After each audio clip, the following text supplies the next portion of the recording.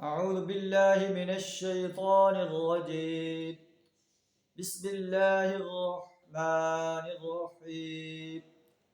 يا أيها المزمل قم الليل إلا قليلا نصفه أو انقص منه قليلا أو زد عليه ورتل القرآن ترتيلا إنا سنلقي عليك قولا ثقيلا إن ناشئة الليل هي أشد وطئا وأقوم قيلا إن لك في النهار سبحا طويلا صدق اللہ العظیم۔ سورہ المزمل کی پہلی 7 آیات آپ کے سامنے تلاوت کی۔ سورہ المزمل جو ہے مکی صورت ہے۔ اس میں مکی صورتوں میں توحید و رسالت اور آخرت پر بڑے مدلل انداز سے بیان کیا گیا ہے۔ اس میں توحید کے بارے میں بھی اور آخرت کے بارے میں بھی جو ہے بڑے مدلل انداز سے بیان کیا گیا ہے۔ نبی صلی اللہ علیہ وسلم کو المزمل کے نام سے خطاب کیا گیا ہے۔ المزمل اس لیے کہتے ہیں کہ اس میں المزمل کا لفظ ہے یا ایھا المزمل۔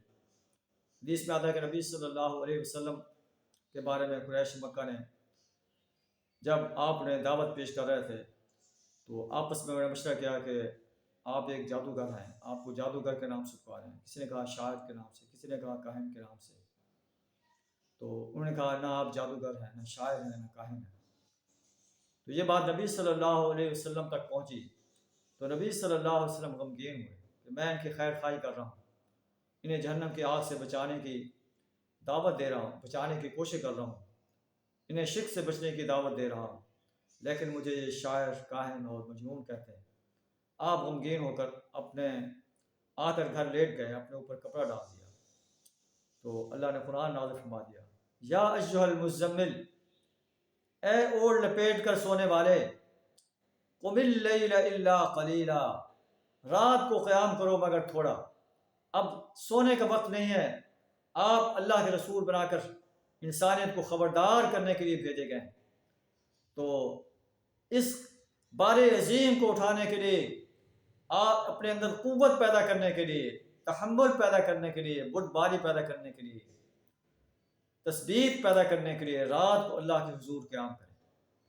قم اللیل الا قلیلا، رات کو اللہ کے حضور قیام کرو مگر تھوڑا۔ نصفہ او انقص منہ قلیلا، آدھی رات یا اس سے کچھ کم۔ او زد علیہ ورتل القرآن ترتیلا، یا اس سے زیادہ کر لو اور قرآن کو ترتیل کے ساتھ پڑھو، ٹھہر ٹھہر کے پڑھو، بڑے سرائیکی انداز میں ٹھاٹھ سے پڑھو۔ حضرت ام سلمہ رضی اللہ تعالیٰ عنہ بیان کرتے ہیں کہ نبی صلی اللہ علیہ وسلم قرآن کو ٹھہر ٹھہر کر پڑھتے تھے اور بڑے خوش الہانی کے ساتھ پڑھتے تھے اور ہر آیت پر آپ وقف کرتے تھے۔ پھر اللہ فرماتا ہے انا سنلقی علیک قولا ثقیلا، ہم آپ پر ایک بھاری کلام نازل کرنے والے ہیں۔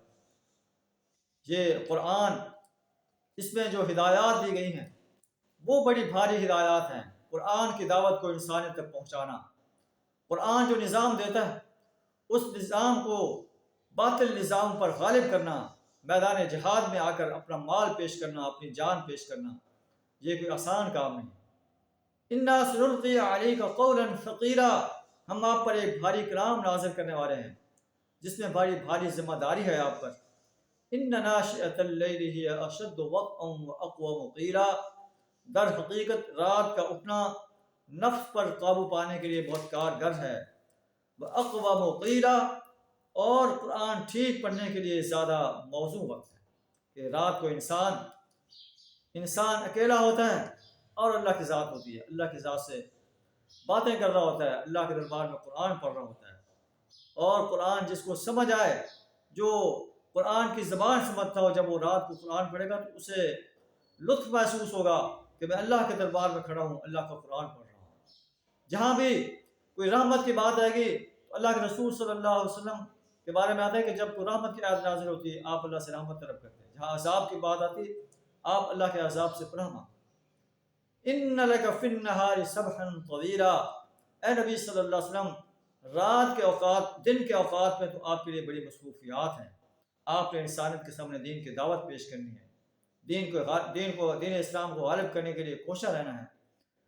دن کے اوقات میں اللہ کے دین کی دعوت پیش کریں، رات کے اوقات میں کھڑے ہو کر اللہ کے دربار میں اللہ کا قرآن پڑھیں۔ اللہ سے دعا ہے ہمیں بھی قرآن کی دعوت کو انسان تک پہنچانے کے لیے قرآن کے اس اسلوب کو اپنے اوپر لاگو کرنے کی توفیق عطا فرمائے۔ وآخر دعوانا الحمدللہ رب العالمین۔